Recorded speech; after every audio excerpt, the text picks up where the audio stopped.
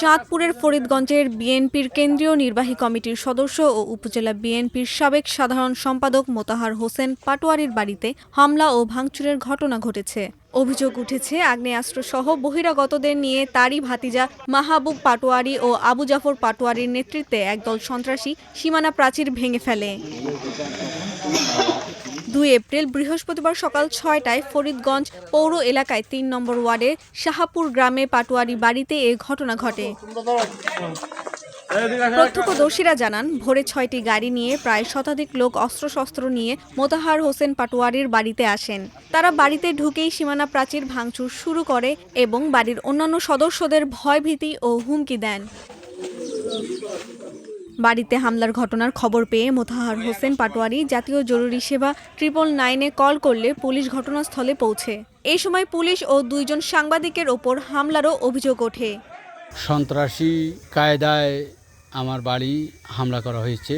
এরা মাহবুব, জাফর, তার বোন এবং মাহবুবের ওয়াইফ, তারা আমার বাড়িতে অ্যাটাক করে এবং আমার ওয়ালটা ভেঙে দিছে।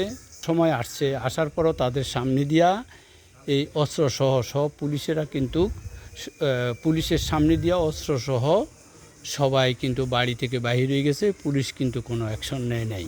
আমি এটা সুষ্ঠু তদন্ত এবং সুষ্ঠু বিচার আশা করছি পুলিশ প্রশাসনের কাছে। এ বিষয়ে অভিযুক্ত আবু জাফর পাটোয়ারি দাবি করেন, এটি তাদের সম্পত্তি। গত ৫ আগস্টের পর মোতাহার হোসেন পাটোয়ারি জোরপূর্বক এখানে দেয়াল নির্মাণ করে রেখেছেন।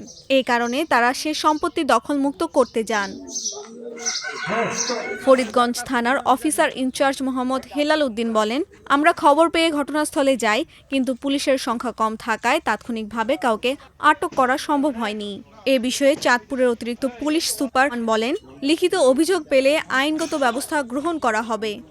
মোতাহার হোসেন সাহেবের বাড়ির সামনে রাস্তার পাশে নির্মিত দেয়াল তার ভাতিজা ২ জন তার বাইরে থেকে কিছু লোক এনে ভেঙে ফেলে এবং সকাল 6:30-7টার দিকে ঘটনাস্থলে পুলিশ গিয়ে ঘটনা নিয়ন্ত্রণে আসলে পুলিশ পৌঁছার পর তারা পালিয়ে যায়।